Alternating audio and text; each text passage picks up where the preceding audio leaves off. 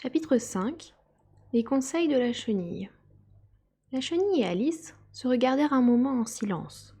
Finalement, la chenille retira son narguilé de sa bouche, puis s'adressant à elle d'une voix languissante et endormie. « Qui es-tu » lui demanda-t-elle. C'était pas un début de conversation très encourageant. Alice répondit d'un ton timide. « Je ne sais pas très bien, madame, du moins pour l'instant. Du moins, je sais qui j'étais quand je me suis levée ce matin, mais je crois qu'on a dû me changer plusieurs fois depuis ce moment-là. » « Que veux-tu dire par là ?» demanda la chenille d'un ton sévère. « Explique-toi. » »« Je crains de ne pas pouvoir m'expliquer, madame, parce que je ne suis pas moi, voyez-vous. »« Non, je ne vois pas, » dit la chenille. « J'ai bien peur de ne pas pouvoir m'expliquer plus clairement, » reprit Alice avec beaucoup de politesse. « Car, tout d'abord, je ne comprends pas moi-même ce qui m'arrive, et de plus, cela vous brouille les idées de changer si souvent de taille dans la même journée. »« Allons donc » s'exclama la chenille. « Vous ne vous en êtes peut-être pas aperçu jusqu'à présent, » continua Alice, « mais quand vous serez obligé de vous transformer en chrysalide, cela vous arrivera un de ces jours, vous savez. Puis, en papillon, je suppose que cela vous paraîtra un peu bizarre. Ne croyez-vous pas ? » « Pas le moins du monde, » répondit la chenille. « Eh bien, il est possible que cela ne vous fasse pas cet effet-là, dit Alice, mais tout ce que je sais, c'est que cela me paraîtrait extrêmement bizarre à moi. »« À toi » fit la chenille d'un ton de mépris. « Mais qui es-tu, toi ?» Ce qui les ramenait au début de leur conversation. Alice, un peu irritée de ce que la chenille lui parla si sèchement, se redressa de toute sa hauteur et déclara d'un ton solennel : « Je crois que c'est vous qui devriez d'abord me dire qui vous êtes. »« Pourquoi ?» répliqua la chenille. La question était fort embarrassante. Comme Alice ne pouvait trouver une bonne raison, et comme la chenille semblait être d'humeur très désagréable, elle lui tourna le dos et s'éloigna. « Reviens » lui cria la chenille. « J'ai quelque chose d'important à te dire. » Cela semblait plein de promesses, certainement. Alice fit demi-tour et revint. « Reste calme » déclara la chenille. « C'est tout » demanda Alice en maîtrisant sa colère de son mieux. « Non » répondit la chenille. Alice pensa qu'elle pourrait aussi bien attendre, puisqu'elle n'avait rien d'autre à faire. Et peut-être qu'après tout, la chenille lui dirait quelque chose qui vaudrait la peine d'être entendue. Pendant quelques minutes, la chenille fuma en silence, puis finalement, elle décroisa ses bras, retira le narguilé de sa bouche, et dit : « Donc tu crois que tu es changée, n'est-ce pas ? » ?»« J'en ai peur, madame. Je suis incapable de me rappeler les choses comme avant, et je ne conserve pas la même taille 10 minutes de suite. » »« Quelles sont les choses que tu ne peux pas te rappeler ? » ?»« Eh bien, j'ai essayé de réciter « Voyez comme la petite abeille », mais c'est venu tout différent de ce que c'est en réalité, répondit Alice d'une voix mélancolique. « Récite-moi « Vous êtes vieux, Père William », ordonna la chenille. Alice joignit les mains et commença. « Vous êtes vieux, Père William, dit le jeune homme, et vos cheveux sont devenus très blancs. Sur la tête, pourtant, vous continuez à marcher. Est-ce bien raisonnable à votre âge, vraiment ? » « Dans ma jeunesse, répondit Pierre William à son fils, je craignais que cela ne m'abîme le cerveau, mais maintenant j'en suis convaincu de ne pas en avoir. Je peux donc faire cet exercice encore et encore. Vous êtes vieux, dit le jeune, comme je vous l'ai déjà dit, et vous êtes devenu extraordinairement gros. Pourtant vous franchissez la porte d'un saut périlleux arrière, je vous en prie. Quelle est la raison de tout cela ? Dans ma jeunesse, dit le vénérable en remuant ses mèches grises, je conservais la souplesse de mes membres. Par la vertu de cet onguent, 1 shilling la boîte, permets-moi de t'en vendre 2.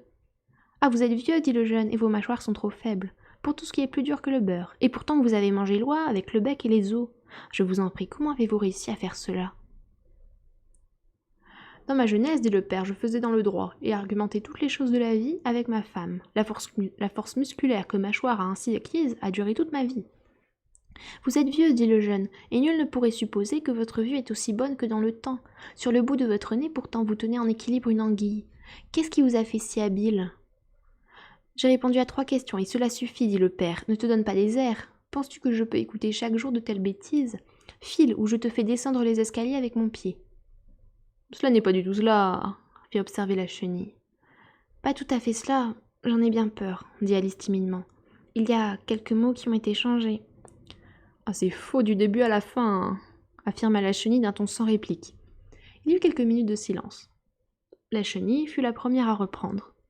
Quelle taille veux-tu avoir ? Oh, je ne suis pas particulièrement difficile pour ce qui est de la taille. répondit vivement Alice. Ce que je n'aime pas, c'est d'en changer si souvent, voyez-vous. Non, je ne vois pas, répondit la chenille. Alice garda le silence. De toute sa vie, jamais elle n'avait été contredite tant de fois, et elle sentait qu'elle allait perdre son sang-froid. Es-tu satisfait de ta taille actuelle demanda la chenille. Ma foi, si vous n'y voyez pas d'inconvénient, j'aimerais bien être un tout petit peu plus grande. 8 centimètres de haut, c'est vraiment une bien piètre taille.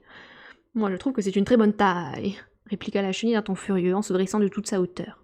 Elle mesurait exactement 8 centimètres.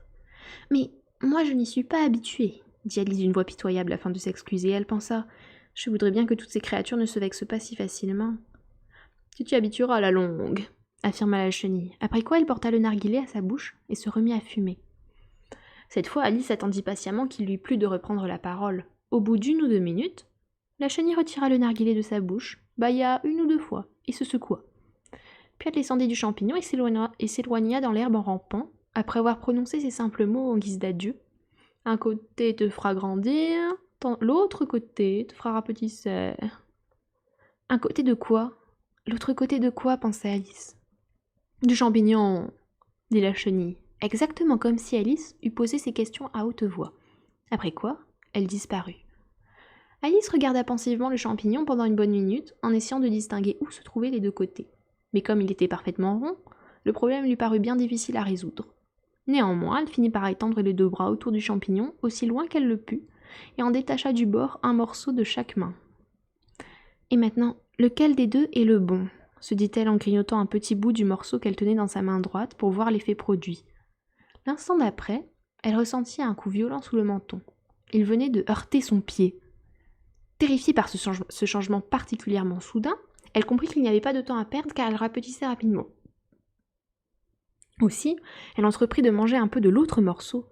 Son menton était tellement comprimé contre son pied qu'elle avait à peine assez de place pour ouvrir la bouche.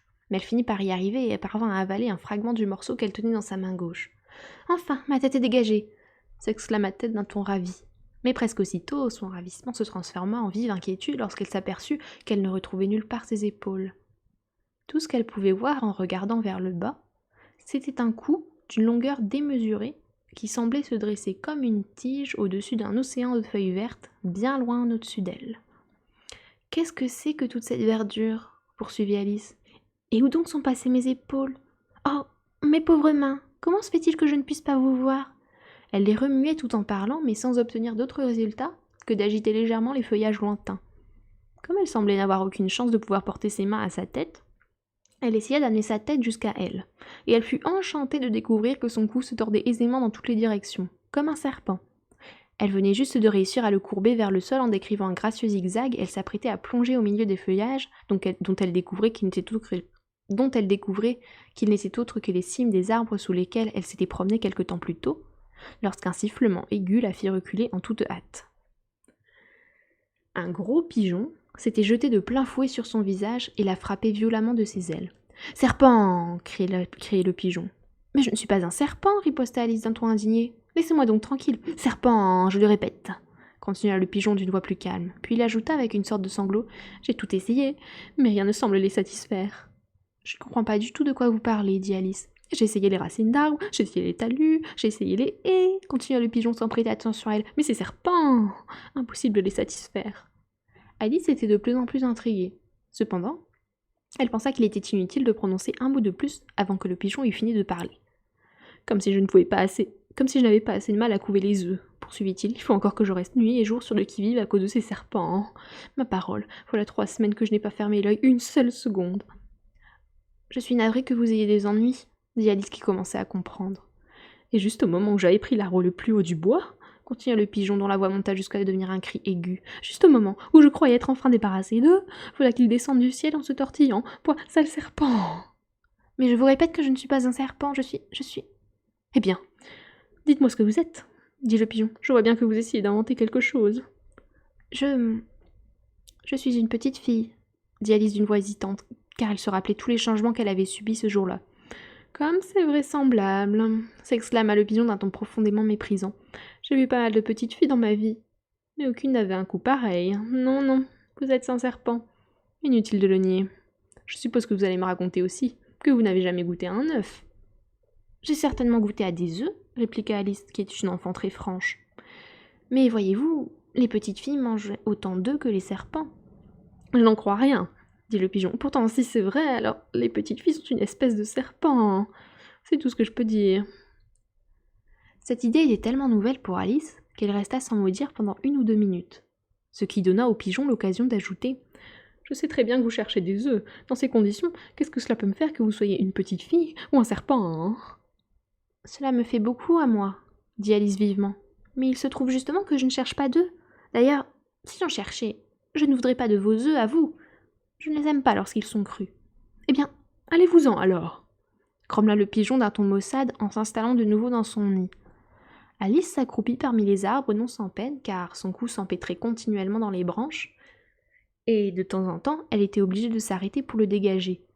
Au bout d'un moment, elle se rappela qu'elle tenait encore dans ses mains les 2 morceaux de champignons.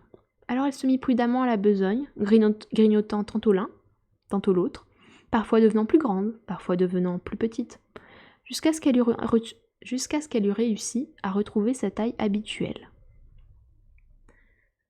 Il y avait si longtemps qu'elle n'avait pas approché de cette taille normale qu'elle se sentit d'abord toute drôle.